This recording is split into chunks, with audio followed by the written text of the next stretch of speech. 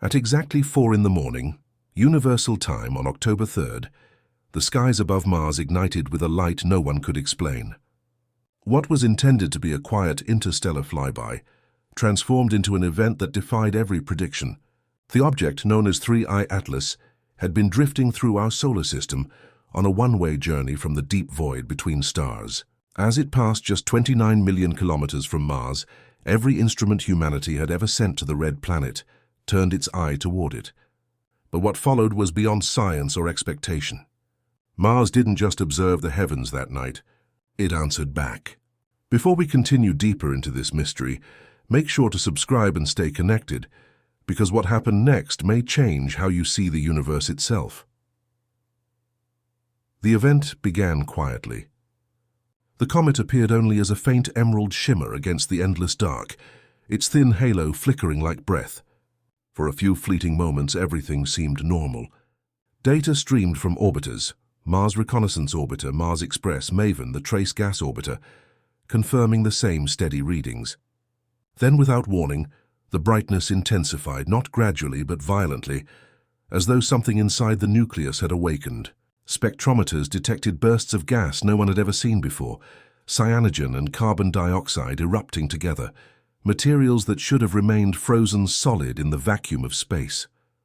The surface temperature of 3I Atlas surged, its energy spiking beyond theoretical limits. Scientists watched in disbelief as their instruments struggled to make sense of it. It wasn't behaving like ice or rock. It was behaving like something aware of being observed. Then came the lights. Mars, with its fractured magnetic field and thin air, almost never produces auroras. Yet that night, the entire night side of the planet came alive with motion, ribbons of violet, green, and crimson cascading across the sky. The cause wasn't the sun. There had been no solar flare, no storm. The only possible catalyst was 3I Atlas itself. For hours, Mars pulsed with color that mirrored the comet's position, as if responding in rhythm. From the surface, Perseverance captured faint flashes along the horizon. Curiosity detected bursts of radiation, and even the long silent InSight lander recorded a deep vibration through the ground. Mars was responding to something unseen, something alive in its silence. The red planet wasn't silent anymore. It was singing. Moments after the auroras peaked, fragments began to tear away from the glowing body of 3I Atlas. They didn't drift apart randomly. They spiraled outward in perfect arcs, glimmering like metallic snowflakes, tracing invisible geometry in the void. Scientists labeled it spiral shedding, but the precision was unnatural. Each fragment moved in harmony, adjusting its alignment toward Mars's magnetic poles. Then came the methane spike, a chemical signature that had long haunted researchers. The surge happened the exact second the comet passed above the planet. Had the object seeded Mars with something new, or awakened something ancient, buried beneath its rust-colored crust? And then through the chaos came a sound. It was faint, rhythmic, impossible, a low hum repeating every 22 seconds. NASA dismissed it at first as interference, until the same pulse was detected by the European Space Agency from a completely different angle. Two crafts, identical readings, perfect synchronization. The tone persisted for nearly an hour, humming just below human hearing. Official reports blamed plasma resonance, a natural reaction between the comet's tail and Martian crust. Unofficially, whispers spread. Some said it was feedback, a response to our own signals. Others believed it was a beacon. Then, as suddenly as it began, the hum vanished. Mars fell silent once again, but the silence felt different, expectant, listening. Something had passed between the planet and the traveler, something deliberate. When dawn rose across the Martian horizon, the light returned to normal, but the data did not. Instruments on the surface revealed chemical anomalies, compounds that shouldn't exist in nature. Carbon isotopes rearranged, particles aligned against the planet's natural magnetic field. Even radiation levels had dropped inexplicably, as if something had absorbed it. The methane spike was gone, replaced by microelectrical discharges crawling invisibly across the soil. Analysts called it residual plasma activity, but others whispered of activation. Something had been stirred within Mars, something small yet intentional. Whatever 3I Atlas had done, it had left Mars awake. Far beyond the red planet, the James Webb Space Telescope finally regained its view. What it saw shattered even the most skeptical minds. The comet wasn't cooling as expected. It was heating up. Inside its core, waves of radiation pulsed like breath, rising and falling in perfect cycles. The chemical readings defied nature. Diatomic carbon and cyanogen arranged in harmonic intervals, repeating like coded language. Then came the echo, a faint reflection not from the comet's tail but from the empty space around it. The telescope enhanced the signal, revealing a pattern. 3 concentric spirals of ionized particles, perfectly aligned with 3I Atlas's trajectory. Something was controlling it. As ground-based telescopes joined the observation, they reported the comet's green glow intensifying in rhythm. Long-exposure images from Chile and South Africa revealed that the brightness pulsed every 22 seconds, the same cycle recorded by Mars orbiters. It was as if the object was sending a message, not to Mars this time, but outward. Hidden deep within cosmic static, radio telescopes detected faint modulations.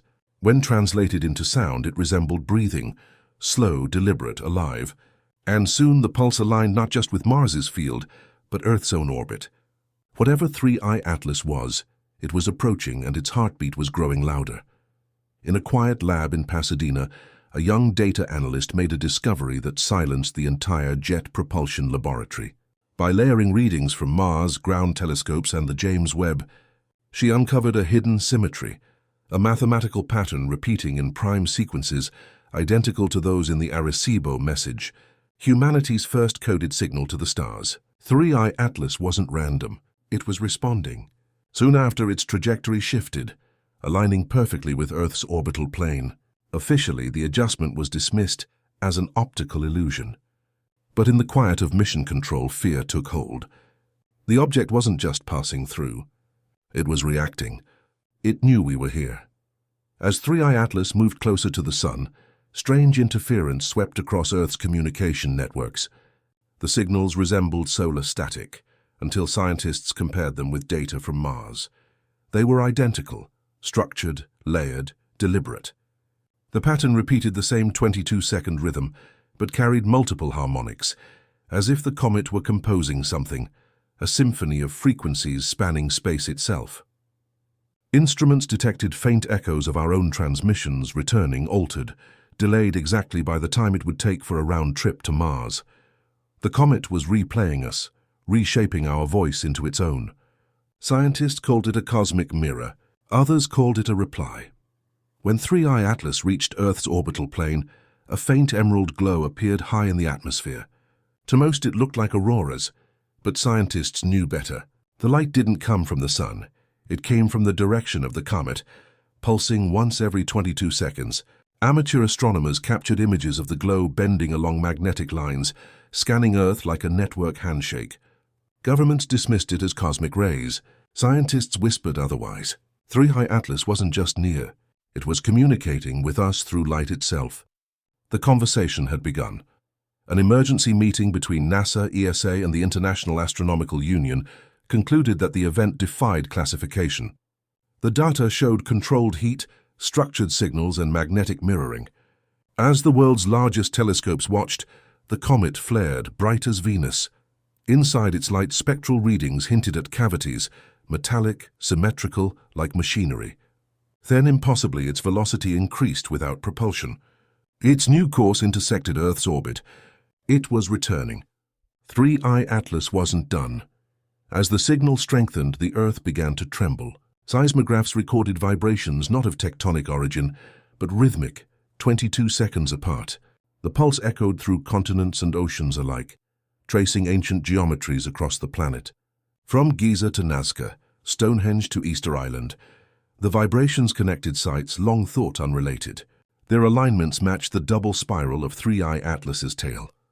The Earth was resonating, responding, remembering.